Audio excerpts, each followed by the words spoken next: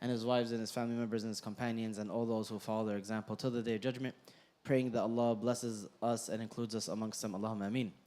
Hadith number 40, countdown, final month, 3 more hadith, 40, 41, then 42, and then we'll have one conclusion session to kind of wrap it all together. But the final 3 hadith, so this is week number 41, where we're going over these hadith. 41 different hadith, fundamentals of our deen, fundamentals of our purpose, of our relationship with Allah subhanahu wa ta'ala, of our approach to worship and wealth and each other and everything in between. So as we've done many times before, it begs the question, are we different? Have we changed? Have these ahadith come into our lives and become ahadith for everyday living, as the class was titled? Has my everyday living changed? If not, I got to recalibrate what I'm doing here. I have to reanalyze what I'm benefiting from, if anything. I can't keep hearing words from my Messenger ﷺ and they're in one ear and out the other. That has to affect the change of how I act, who I am, how I think. And here, hadith number 40, a very simple one. An Ibn Umar radiyallahu anhuma, he said, أخذ رسول الله صلى الله عليه وسلم بمنكبي فقال كن في الدنيا كأنك غريب أو عابر سبيل. It's a very short hadith. Come, Ahmed, demonstrate. Sorry to choose you, but Ibn Umar says the Prophet ﷺ, he grabbed my shoulders. I know you guys know what shoulders are. He's doing this. He's doing this. Right, the Prophet ﷺ is taking Ibn Umar, he's doing this. He said, he put his hands on my shoulder and he took me. And then he said these words. I know you guys know what shoulders are and what it means to put your hands on someone's shoulders, but this is just to show you how close they were. Ibn Umar at this time is between 11 and like 17 years old. It's somewhere in this range. So he's a young man, and the Prophet ﷺ is taking him face to face, putting his hands on him, and he says this: be in this world as if you are a stranger or a wayfarer, someone who's traveling on a path. That's the whole hadith. And Ibn Umar, when he used to share this hadith with people, tell them this story, he would add this portion at the end, so it's not the Prophet ﷺ's words. إِذَا أَمْسَيْتَ فَلَا تَنْتَظِرِ الصَّبَاحِ وَإِذَا أَصْبَحْتَ فَلَا تَنْتَظِرِ الْمَسَاءِ. And if you retire in the evening, do not wait for the morning. And when you wake up in the morning, don't wait for the evening. وَخُذْ مِنْ صِحَّتِكَ لِمَرَضِكَ وَمِنْ حَيَاتِكَ لِمَوْتِكَ. And take from your health in preparation for your illness, and take from your life in preparation for your death. So, very few points that we're going to highlight because it's a very straightforward hadith. The one thing that we're going to highlight of the technical information, a couple of things very briefly. The first of them is the word aw. The Prophet ﷺ says, "Kun fi dunya ka'annaka gharib aw abiru sabil." Be in this worldly life as if you are a traveler, as if you are a stranger or a traveler. The word aw is for takhir, which is choice. You can do this or this. That means I'm giving you the option and they're both a choice of yours. But could also be used for tafdil, which is preference. Sit here, or better yet, sit here. Right? People do that. In English, it's just still or. In Arabic, it's still or as well. So how can you tell from the context? So, first off, considering that it's a choice, what is the common ground between a stranger and a traveler? It's one common ground. Yeah, Ahmed. So what's the common ground between him and the traveler? They're both not where they belong. The stranger has a different homeland. The traveler is going somewhere else. But either way, you don't belong where? Here. That's the common ground. So the message becomes, whatever perception or whatever metaphor works for you, as long as here is not what? Home. Don't ever look at here as home. That's the message. That's what it becomes. When we say it's for tafdil, it's for preference, why is a traveler better than a stranger? Yeah. What about the stranger?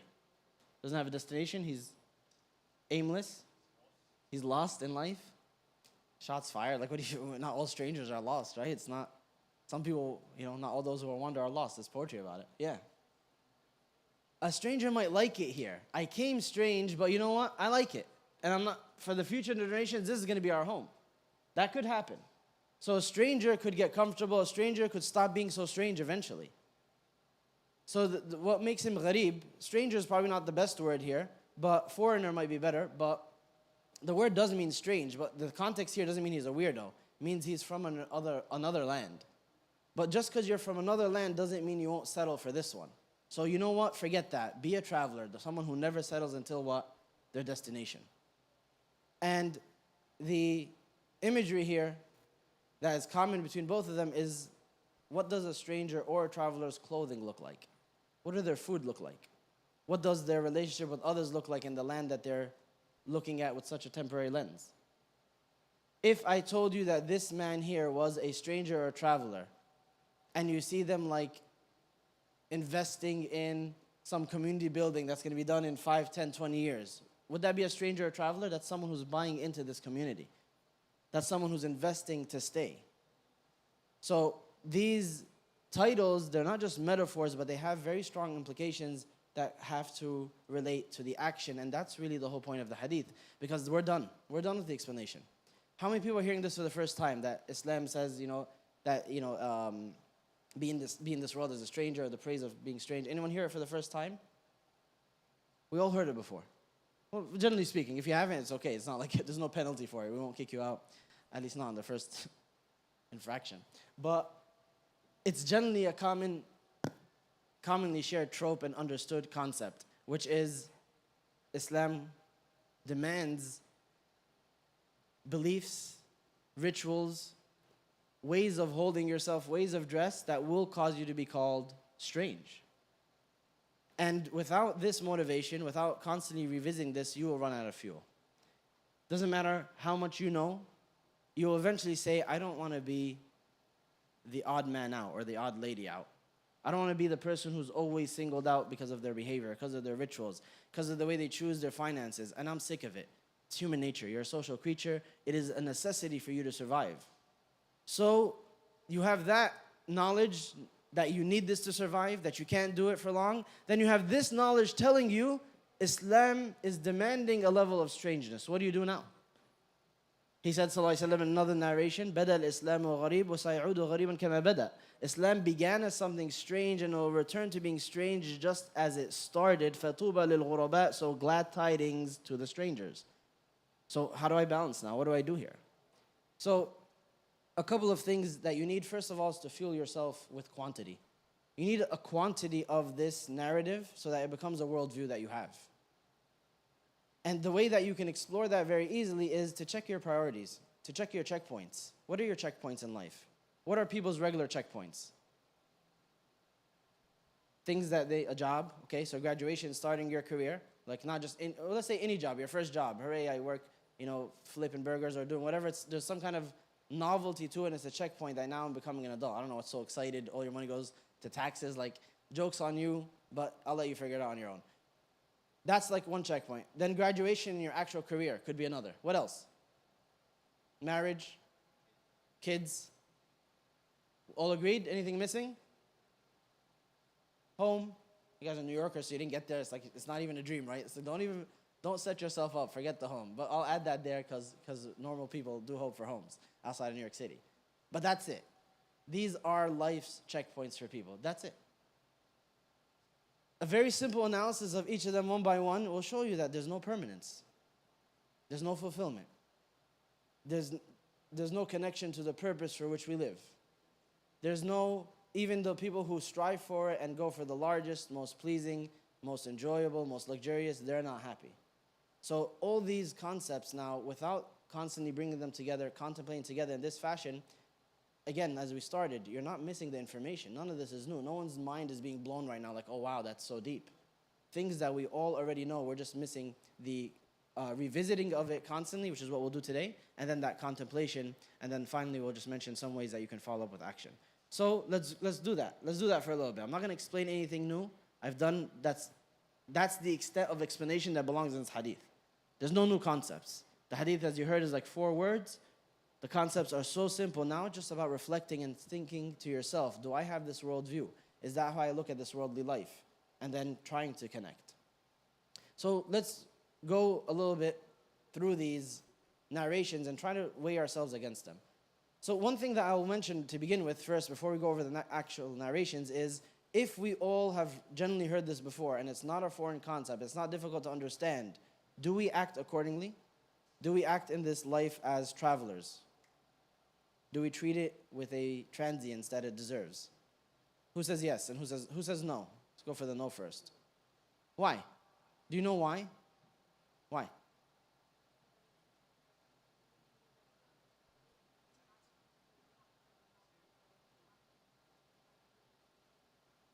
I mean, you kind of have to do those things anyway elsewhere. You have to go to school, you have to work elsewhere. Do you think it's more here? So that there's more pressure on you joining the rat race here. Because it's a capitalist society. It's a capitalist world, really. But anything else? So that's the only reason why we know better but don't do better? Any other takes? Yeah.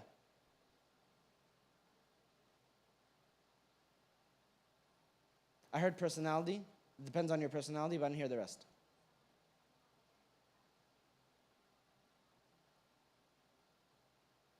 Upon hearing this information, why doesn't it automatically cause them to detach? Is it plausible that we're all going to hear this lecture and leave and be less worldly oriented, less dunya attached, less dunya focused? Or do you expect in your mind that whatever I'm about to say, that not much is going to change? What would cause that change? Because at this point, what is the point of all this? I'm in the same boat.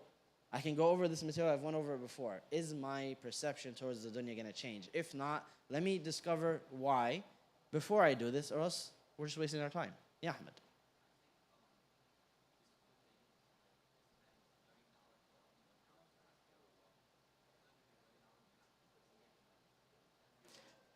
So implementation, there's a gap between knowledge and implementation. I think I'll agree there. Anything else? Yeah. It is attachment to distractions, I agree. With a specific detail. Umar, you had something? Consistently attending reminders like this. So I want to share with you a quote by Yahya ibn Mu'adh al-Razi, a scholar from the Salaf. He said, الدنيا خمر الشيطان من سكر منها يفق لم يفق إلا في عسكر الموتى نادما من الخاسرين. This worldly life is the alcohol of shaitan. So whoever gets intoxicated from it will only awaken from their stupor when they're amongst the camps of the dead and the regretful. So the reason is many of us in our worldly lives, we get intoxicated. You take too much in. You allow it to occupy your mind and your heart to the degree now where you are similar to the intoxicated person. The intoxicated person, you can't reason with them. You can't tell them you're not going to make this jump or this gap. They're saying, no, I got it, right? Then they die. So their perceptions are broken and their ability to quantify or qualify reason is gone, which is why it was made haram. So this is their worldview. This is the worldview of the righteous throughout history. He said, if you take too much, you will become intoxicated, and then now you're in a danger zone because I can't reason with you. You guys know Plato's allegory of the cave? No? All right. You can look it up then. I guess there's no point going into it. But the whole idea here is that the person who figures out the truth struggles to do what? Wake up the others, right? They violently oppose it because they have an inability to process the light because they're in a cave, whatever. The point is, you can't reach that person. And we're not talking about metaphorical third person. We're talking about me and you. Am I unreachable by the reminder because I've been intoxicated? That's something I should seriously consider. What are my checkpoints? That's why I started with that. My checkpoints will tell you how intoxicated I am. Because that's what the drunk person does. They think they can make it somewhere. They think this is enough energy, enough power, and everyone's telling them, no, no, no, no. You're not going to make it. This is dangerous. They're saying, no, I got it, because they're intoxicated. So similarly, the intoxicated person in this sense, in the spiritual sense, their checkpoints are a house and a career and children and marriage and children and that become doctors and astronauts on the moon. And then Allah subhanahu wa ta'ala is telling us, and this narrative is telling us, as we're about to hear, those aren't real checkpoints. Those don't mean anything. They only mean something if you use them as tools, but intrinsically, they're absolutely nothing. But then you can't process that because you might be intoxicated. So this is hadith is a call to wake up, right? To take some kind of red pill, as they say, not in the sense of the whole memes and the whole movement it took, but in terms of what it originally meant, which is to deplug or deconnect from this narrative. So Allah subhanahu wa ta'ala, what are the words that He uses to describe this worldly life? And then compare that to our perspective. If it doesn't match, then there's a chance that I'm intoxicated, like in the spiritual sense. Allah calls it what? How's this worldly life referred to in our Islamic narrative? Very quickly. How's this worldly life described? Adjectives, words, yes. So sijn, the Prophet ﷺ said, "Ad-dunya sijnul mu'min," it's a prison. Prison, you don't choose where to go or what to eat. It's dictated by others, right? Your freedom is limited. Your movement is limited. I recognize that this world was designed as such. My freedom is limited. My movement is limited. My food is limited. And I accept that Allah is going to call those shots. It's a completely different perspective. What else? Quickly, there's a bunch of them, yeah. So that's another hadith where he said, sallallahu alayhi wa sallam, "La tusawi janaha ba'uda." It doesn't equal in the sight of Allah the wing of a mosquito. It's worthless. So that's the description. What else? Yeah. So it is a mata'ul ghurur, the deceptive enjoyment, right? It's a deceptive enjoyment. You're going to enjoy it, but guess what? It's a trick. There's wool being pulled over your eyes, and there's somebody on top of you with a club about to pound you into oblivion. So does that enjoyment matter? Is it praiseworthy to indulge in? Right, this is the kind of description that's being given. What else? There's a bunch. Mata', which is just general enjoyment. Yes, Zakaria?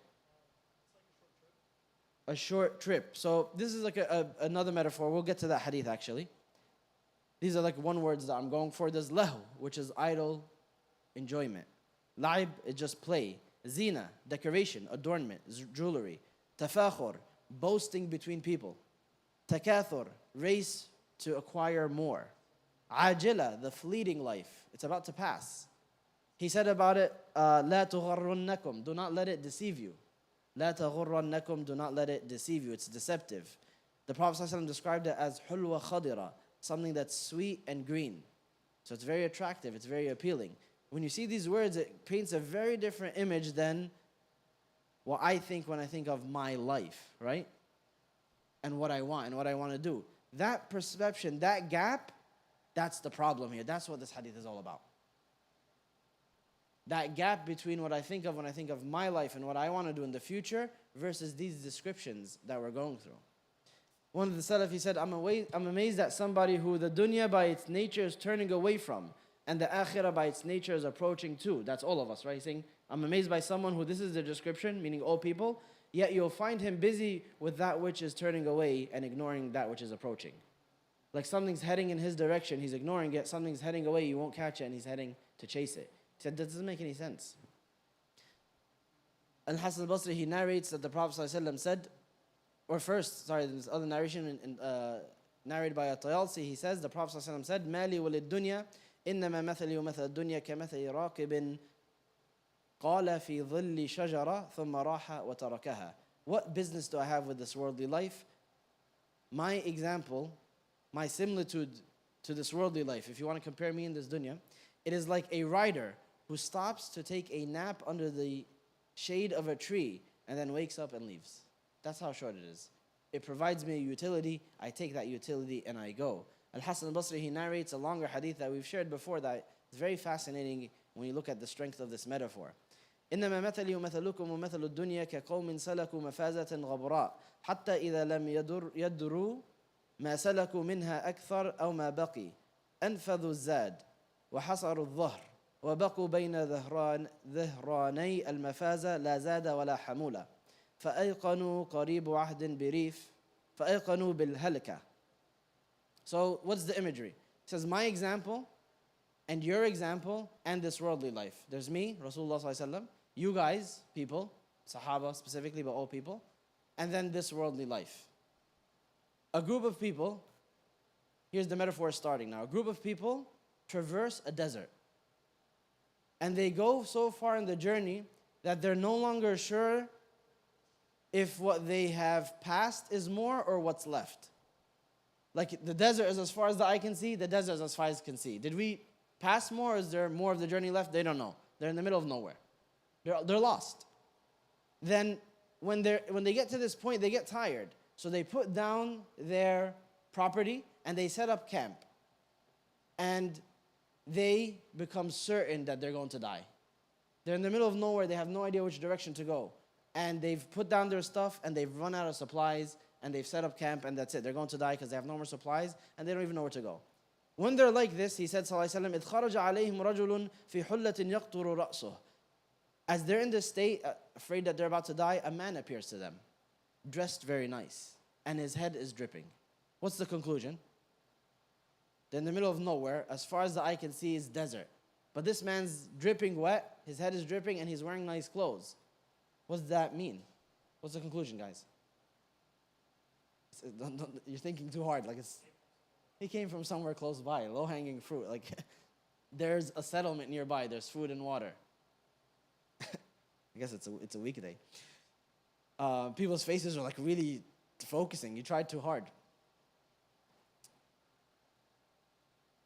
So they say, "Inna hada qaribu ahdin birif." This man is coming from somewhere nearby. There has to be some kind of settlement, some kind of greenery nearby. How else would he look like this? So he tells them, "What's your deal?" And they say, "As you see." We're lost. The situation's as you see. So he responds to them, "أَرَأَيْتُكُمْ إِنْ هَدَيْتُكُمْ إِلَى مَاءٍ رِوَاءٍ وَرِيَاضٍ خُضْرٍ." What do you think if I took you to lush pastures and flowing rivers? What do you think about that? They said, "We would never disobey you. You just say the word. You're going to save our lives." So he tells them, "Will you give me your oaths? You're going to pledge to follow me. If I tell you, I'll take you there." And they say, "We will give you our oaths, the strongest of oaths in the sight of Allah." So when they give him their oaths that they would never disobey him in any regards, he takes them to the water and the lush pastures that he promised. فَمَكَثَ فِيهِمْ مَا شَاءَ اللَّهُ. And then they stay there together. And then suddenly he gets up, he says, "Ya هَؤُلَاءِ الرَّحِيلِ." "Oh people, it's time to go again." So they then ask him, "To where?" And he responds, إِلَى مَاءٍ لَيْسَ كَمَائِكُمْ وَإِلَى رِيَاضٍ لَيْسَ كَرِيَاضِكُمْ. It is to waters that are unlike your waters and pastures that are unlike these pastures. This was just a preview. I'm taking you somewhere else. This isn't the destiny. This was only step one. There's more water and there's more greenery and it's nothing like this. So the people split into two groups. The majority of them, he said, فَقَالَ جُلَّ الْقَوْمِ. The majority of them said, "There is no point in leaving this. We never thought we would find it in the first place. We never knew that life could even be this good. What is the point in seeking anything after it? We will never seek anything more than this. This is more than enough." And then the smaller minority of them turn to that majority and they tell them, "Didn't you promise this man that you would follow him and that you gave him the strongest of oaths in front of Allah, you would never disobey him? Didn't he tell you the truth about these pastures here? He told you the truth once, he must be telling you the truth the second time. So we will go with him." And the majority stayed behind. They ignored this whole group. He said, sallallahu alaihi wasallam, فَتَخَلَّفَ بَقِيَّتُهُمْ. The majority of them stay behind. فَنَظَرَ بِهِمْ عَدُوٌ. And shortly thereafter an enemy descended upon them. فَأَصْبَحُوا مِنْ بَيْنِ أَسِيرٍ وَقَتِيلٍ. And all of them were split into two groups now. Again, half of them were taken prisoner and half of them were slaughtered. They were destroyed. He wasn't telling them, "Get going just for niceness. Danger is coming. You can't stay here." That attitude is dangerous for you. It's a very powerful metaphor. It's a very powerful imagery. And what is that first garden? What is that first garden that he takes them to? I can't hear you. But so they're in this world. The second garden is Jannah, right? You have no idea what I'm actually calling you to. But what is that first one? They're in the middle of the desert and they're about to die, to be destroyed. Then he says, "Come to me." And he takes them to a garden. Then he says, this is just step one. Step two is to keep going. What is that first one? No, it's just guiding them to the purpose of life. And that's a very important point. Knowing this is not enough. You gotta take on a much bigger approach to the temporary nature of this world and the focus on the hereafter. Knowing it, acknowledging it is not enough. You got to that first garden. And that's super important because a lot of times the religious people need this reminder the most. You are very worldly, dunya minded, even in your religiosity sometimes. You're very transactional with it. If I obey Allah and try my hardest, then I will find a righteous spouse. That's true. But if that becomes the goal, you've kind of lost the plot yet again. But like in a different fashion. When it comes to Islamic work and organizing and putting things together, sometimes the event and all the little details, the logistics become the point, and they kind of engulf all of us. And like you're talking in terms of, it sounds very corporate. Talking about feedback and different things. These things are important. They have their place. But then you've lost the plot. It's not about the pleasure of Allah subhanahu wa ta'ala. It's not about the hereafter. So coming to that first garden and seeing the truth and recognizing the reality of this world is not enough. You have to get up and go to the second one now, which is divorcing this dunya a second time. The first time is recognizing this isn't the point, this isn't the purpose of life. The second recognition is saying, and I'm going to make sure that this has no share of my lens of my goals. Al-Hasan al-Basri was sitting with two other of the imams of their time, and these people who are the generation immediately after the Sahaba. So one of them asked the other, what is your approach to amal, to hope?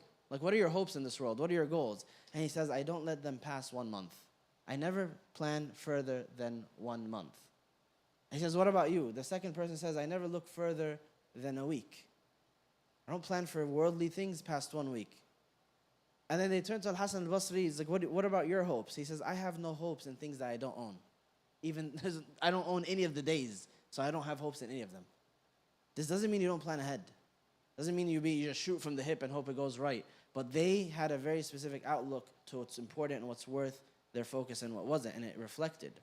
Al-Fudayl ibn Iyad, he came across a man and he told him, Kam anta alayk? How old are you? Like, what's your deal? Like, what's your situation now? Kam atat alayk? How much has passed over your life? And he said, 60 years. So Al-Fudayl told him, فَأَنْتَ مُنْذُ 60 سَنَةَ تَسِيرُ إِلَىٰ رَبِّكَ يُوشَكَ أَن تَبْلُغ. For 60 years, you're 60 years old, so that means for the last 60 years you've been journeying towards Allah and you're about to arrive. You are on the cusp of arrival. Your journey is almost over. So the guy freaked out. Like, it's not something that is easy to hear. He said, إِنَّ اللَّهِ وَإِنَّ إِلَيْهِ رَاجِعُونَ. To Allah we belong and to Him shall we return. It's a very heavy-hitting sentence that Al-Fudayl gave him. But he kept going. He says, do you know the meaning of what you just said? And he said, yeah, it means أَنَا عَبْدُ اللَّهِ وَإِلَيْهِ رَاجِعُ. I'm His slave and I'm returning back to Him. So he told him, if you really knew that, if you're saying it and you know what it means, that means you know what happens when you return to Him. What are you going back for? It's a picnic? You're going to stand in front of His hands and you're going to be asked for your actions. And if you know all these things, if this sequential knowledge is all second nature to you, فَلْيُعِدَّ لِسُؤَالٍ جَوَابٍ. So prepare for those questions' answers. He's like, it's not some kind of mind-blown concept. It's a logical progression of what you already know. So the man says, what do I do? He's like really frantic now. He's getting anxious. He says, I haven't done that. And now I haven't done any of what you've said. And I'm 60 years old, and as you said, I'm about to die. What do I do? And he's freaking out. So Al-Fudayl told him, this is very important. When you give da'wah to people, if you're going to say something that freaks them out, you have to do what afterwards? Calm them down, right? One time I was at people's house. They shall not be named. And it's like very relevant to community, so people might know the story. I hope they know the story. And like someone came downstairs and said, so-and-so and so-and-so and so-and-so, like 5 people, their car flipped. And like I knew the rest, that they were completely fine. So I'm waiting at him, I'm looking at him like, finish the sentence, like tell everybody, and they're all fine. Like he's just waiting for the shock factor, right? Letting it hang. Don't do that, right? That's against the sunnah. That is absolutely, we have teachings from our deen that not to do that. So Al-Fudayl made this guy freak out, so he's going to wrap it up in the beginning and the end nicely. تحسن فيما بقي يغفر لك ما مضى فإنك إن أسأت فيما بقي أخذت بما مضى وما بقي. You do well in what's left of your time, Allah will forgive you for all that has passed. But if you do evil in what is left, you will be punished for what has passed and what's to come. You could fix it all right now. All you have to do is get your act together. But the whole point is, for 60 years, this man never heard this concept, that you're heading towards Allah subhanahu wa ta'ala and your journey is about to come to an end. You're about to punch that ticket. You're about to get off this train. To him, that was like mind-blowing. But you're 60 years old. Even outside of deen, you didn't know that people die? Especially in that time where people died a lot earlier. So it's a highlight of that fact that we've been talking about since the beginning. It's not the information that's missing, it's that reflection and that connection. Then you see what Ibn Umar said after the hadith, his addition. How did he understand it? If you wake up, don't wait for the evening. To do what? Everything. Worship Allah, get healthy. He left it open. Don't put off anything till the evening if you start in the morning. And if it's nighttime and you're hearing this, don't wait for the morning. He said, so don't wait for the evening, don't wait for the morning, whichever one that you're in. And then prepare from your health for your illness. How does Ibn Umar know I'm going to get sick? He says, take from your health, stock up from your health for when you're for when you're ill. Because everybody's going to get ill. Everyone's going to get sick. It's part of this life. And take from your life for your death. Use these stations that you're in that are pleasant, that are easy, to prepare for the ones that aren't, because that's how this life is. That is the stranger or that temporary mentality that the Prophet ﷺ is trying to instill in us. And the examples are limitless. You see amongst the Salaf, some of them would say goodbye to everybody every single day. Super morbid, don't do that. You won't be popular for sure. But they would literally, like at the end, they say, okay guys, stawda'akumullah, be good. See you in the hereafter. Because they said, Allah takes my soul every night, I may not wake up. So they had this mentality, and it wasn't pretentious. It wasn't just for the sake of saying it. They really had this mentality towards life. Ibn Rajab, he narrates that there was a woman who was known for her worship in Mecca, and the way she would motivate herself is every night she would say, Ya nafsu al-layla laylatuki, la laylata laki ghayraha. Tonight is your night. There's no night for you besides tonight. You'll never get another chance besides today. And that would cause her to increase in her worship. She became famous for this. And then in the morning, she would say, today's your morning. There's no morning besides this one. Someone might say, well, you woke up the next day, so the statement last night didn't work, right? That's the doofus mentality, right? That's like the bottom feeder mentality. It's like, well, you woke up every day. How useful is that statement? Well, it's making her work hard, and it's putting her into that mindset, and she's worshiping accordingly, while some other people are caught up with, does it logically make sense if you wake up every day? And that's why you are where you are, right, for these kind of people. We have the famous example from our own Prophet ﷺ in Salah, where he would say, when they line up for prayer, pray the prayer of what? Sallu salata. What would you say? Muwadda'. What is a muwadda'? So muwadda' it has a few angles from it. Number one is somebody who's saying goodbye. Someone who's leaving. So that's like quite obvious. They're leaving, saying goodbye, so you're saying goodbye. Pray as if it's your last prayer. That's kind of like the meaning here. Muwadda' has another meaning as well. Muwadda' is a trustee. Trustee? One of them. You can look it up.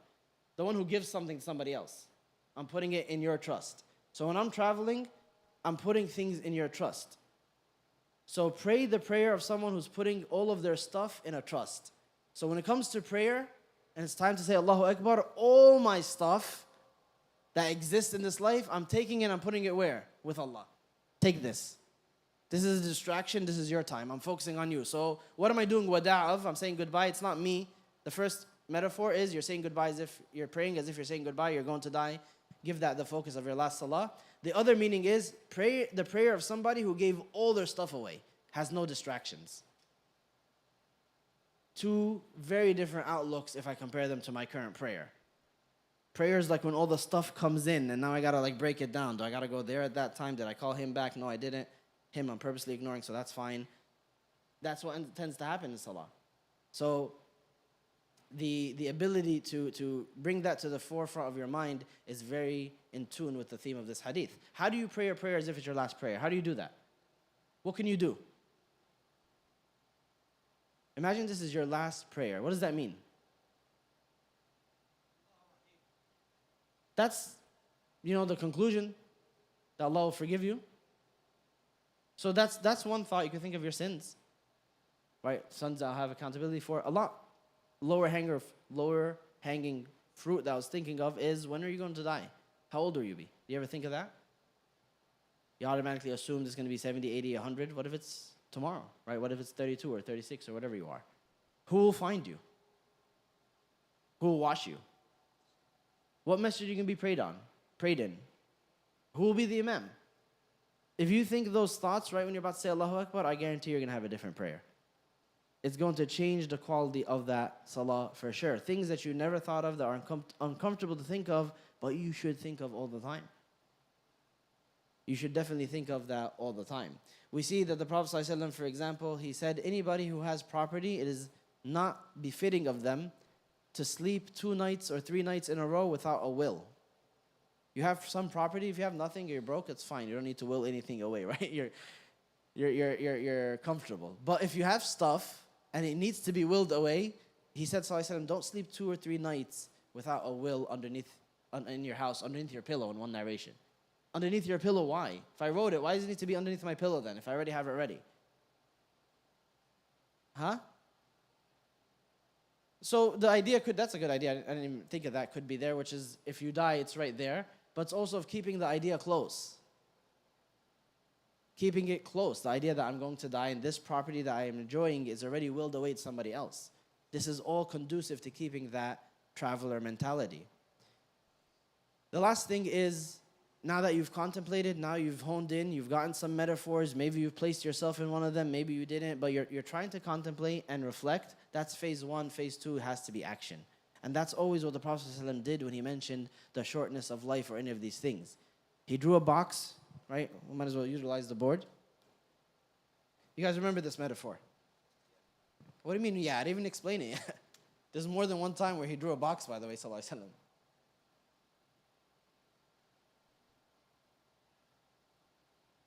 And then what did he do with the box, Ahmed? He drew a line. He drew a dot in the middle. Apology accepted. And then he did what? He drew a lines coming through. So this is like one art. I recently saw this one, which also kind of makes sense. Doesn't really matter. And then one going like this. These are like different examples. In the end of the day, the metaphor is going to be the same. Who's the dot? It's you. It's even better with different colors. What does the box represent? The four walls. Your lifespan. Good. Which direction you're going to go doesn't matter. That's one of the, we might be overthinking it. Maybe the Prophet didn't intend this far, but I find it as interesting that a box, there's equal, and you're in the center, there's equal distance to each side. So whatever happens in your life, this number, whatever it is, 54 years, 1,000 years, 16 years, is going to be your limit, right? This is the qadr Allah chose for you to live. I don't know if this is intentional, but something interesting as well. So this is your lifespan. Once you hit it, it's over. What exits from you beyond your lifespan? Huh? Your good deeds? That's true, but it's not that kind of hadith. Huh? Can't hear you. Your wealth? No. Because once you die, it keeps going, but it's no longer yours. It's somebody else's. So it doesn't, your wealth ends with your death. Yeah, your hopes. He said, these are his hopes, or amaluh, his hopes and dreams. They extend past his lifespan. So this is his lifespan. It ended already. Hopes and dreams are still more. I'm going to own this business and still going to have a 6th kid. We're going to name him Bilal. And none of that's going to happen. None of it's going to happen. It ended in your own mind. So if this is the human condition, does that mean I'm not supposed to have hopes and dreams? Then what am I supposed to do with them? Tailor them accordingly. That's all. Have kids, have a home, plan for a bigger home if you need one. Islam doesn't say no or haram. Just tailor them accordingly. Meaning this isn't the purpose of your life. If something were to go wrong, your life would not be over. You never disobey Allah trying to acquire them. You never disobey Allah with them. Use them in a way that's pleasing to Him. You see how you could utilize them for people who have less. All of that, then you're all set. Have the biggest home on earth. Have the fanciest car, whatever. So the Prophet ﷺ told us in many hadith where he highlights these concepts to hurry towards action. A couple of examples quickly. بادروا بالأعمال ستة. Rush towards good deeds before 6 things. طلوع الشمس من مغربها أو الدخان أو الدجال أو الدابة أو خاصة أحدكم أو أمر العامة. Rush towards good deeds before 6. The rising of the sun from the west, the smoke, the Antichrist, the beast, specific calamity or death of one of you, or a general calamity that will afflict everybody. So once any of these 6 hits, it's too late to do good deeds. That's the idea. So that we have the supernatural signs of the end of time, the sun rising from the west, the Dajjal, the Antichrist, the beast that will come out and mark people as believer or disbeliever. And at that point, the hadiths tell us, no one can change what they do. You are as you are. So a person is wicked or righteous, they're getting stamped at that moment. These are like the end of time. And then your own personal calamity or death, because that will sidetrack you, or one that afflicts everybody, the end of the world or the end of this town. Things like that happen, supernatural or natural disasters that cut people's actions. Another hadith, بَادِرُوا بِالْأَعْمَالِ سَبْعًا, rush towards good deeds before 7 things. هَلْ تَنْظُرُونَ إِلَّا فَقْرٍ مُنْسٍ, rush towards actions before these 7. What are you waiting for? Poverty that will make you forgetful. Right? It's going to make you forget deen because you're busy trying to eat and trying to survive. Or أَوْ غِنًى مُطْغٍ, or wealth that will cause you to be an oppressor. Wealth is not any better, right? Wealth is not any better if it's not going to have the proper goal that we want. So are you waiting for poverty that will make you forget? Or riches that will make you an oppressor? Or sickness that will make you weak? Or old age that will make you decrepit? You've fallen out of, you've become either dementia, or your memory is no longer as strong, or you mentally no longer have the same mental fortitude. Or death that will put an end to you. Or the Dajjal. Here the Dajjal is the common ground between both hadiths. فَشَرُّ غَائِبٍ يُنْتَظَرُ, and what a horrible thing to wait for. Saying, what are you waiting for? You're waiting to get old? You're waiting to get poor? Or you're waiting to get rich? Or you're waiting to be sick? Or you're waiting to be old? Or you're waiting to die? Or are you waiting for the Dajjal, and that's the worst thing to wait for? Or are you waiting for the hour, and the hour is the most bitter and the most extreme? So, inspiring us to act, right? The hadith where he said, visit the graves, because they will inspire you to act, inspire you with the hereafter. So, all these the reflecting points, they have to translate some kind of action for you immediately, or else we won't end this talk any different than when we started it. Because like I truly believe, none of this is new information whatsoever, and the only missing piece is that connection and that implementation. So what does that look like for you? What does it look like, the stranger lifestyle for you? It's going to differ for everybody, depending on your context and your background. The last thing I want to mention is there's no special utility in purposefully being strange. Hijab, salah, growing a beard. A lot of our religious injunctions are already strange enough in today's world. Don't add to it by being purposefully strange. Right? This is also a point of our deen where if you can go with the flow, if you can fly under the radar, you are supposed to. If Islam and its non-negotiables make you stick out, so be it. You're not the weird one. You're weird to them, but who's actually weird, who's doing wrong is them. But if there's no need to, then you would avoid that. I have 3 situations to test your understanding and to hopefully secretly judge you. The first one is, give me a Muslim female name. Loudest one, first one, go. Sarah? Boring. Sarah's a teenager. I don't know why that's relevant. And she's getting ready for a big family wedding. Her mom comes to her room and she says, here, Sarah, this is the outfit I chose for you. It's a t-shirt. It's super sparkly. I don't know why they added the color here. ChatGPT is weird. They were my ideas, but like I made them make the scenario. And she gives her the outfit, which is short sleeves and sparkly. That part was fine. And she gives her eyeliner and a bunch of other makeup, and she says, put this on. We have to go to this family gathering. So Sarah asks her mom, who's going to be there? And it's the who's who of our family. Everyone's going to be there. Cousins, everybody in between. So she tells her mom, I can't dress like this. Because what? Because it's not hijab, right? And her cousins are going to be there. So I'll wear this outfit instead. Her mom says, no. All the females have to match. All the females of the family have to look like this. So she tells her, they go back and forth. She sees, her cousins, everyone's getting dressed, everyone's getting ready, and they all turn on her and they all say what? Stop being weird about it. Stop being a stranger. What would you do? Let's ask this side. Let's ask this side first. What should Sarah do? Continue being weird about it? Easy for you to say. Any other takes? So it's more details. So continue being weird meaning what? Just tell her mom, I'm not going? Even worse, it's just, I'm not going. Okay?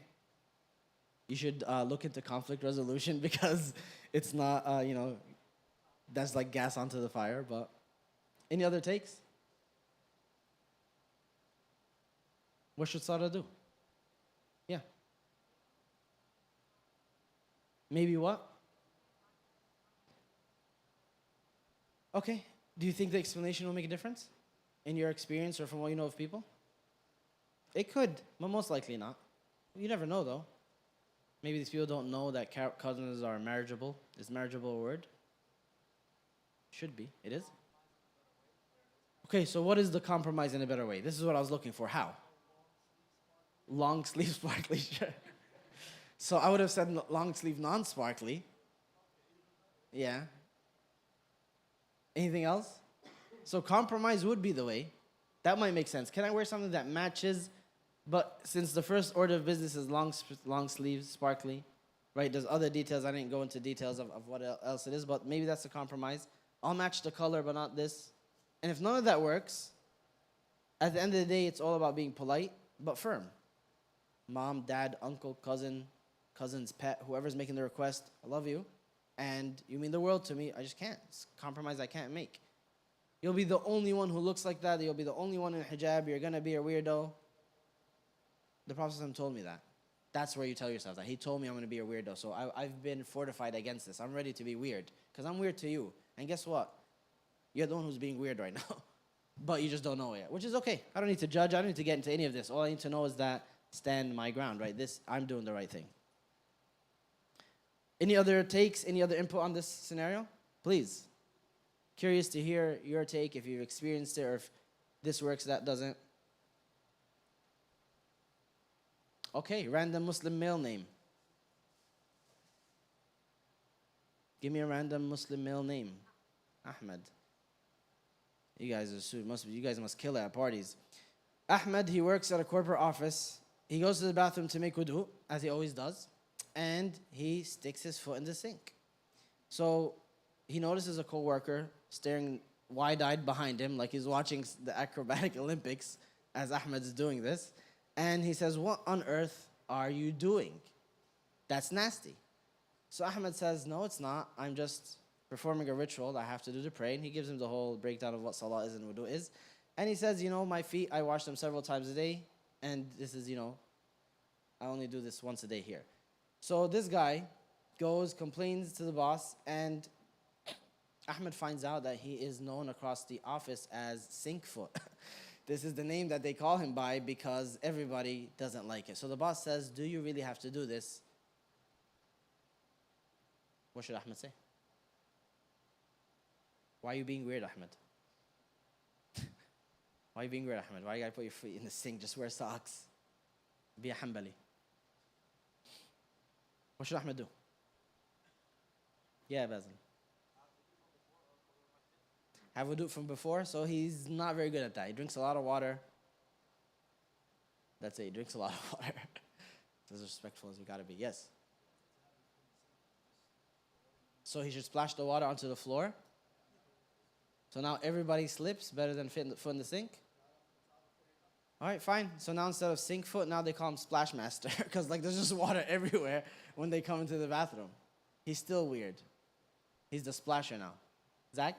Called you Zach last time. You guys switched. I know which who's who. I just said I switched it by accident. Yeah, Zach. Private bathroom? He's not up there yet. He didn't get the promotion. He's in the bullpen with everybody else. He's still a loser. He's working his way up. There's no private bathroom for him. Longer socks? So he should explore all these options. He's in the wrong here. I'm not asking you, I'm telling you. I'm saying he is in the wrong here. So in the first situation, no, Sarah stays her ground. They either compromise or they're wrong. In this case, no, he needs to figure it out. Do you need to make wudu? Yes. Do you need to put your foot in the sink? No. Is it something that everybody should get with? I don't think so. Because it's not normal. And it's not something that is, palpable for them in this situation. Can you build up a rapport where people will be like, fine or whatever? Maybe. But for now, you figure it out. So, nearby masjid, come with wudu, wipe over your socks if you follow that fiqh opinion. If not, consider it.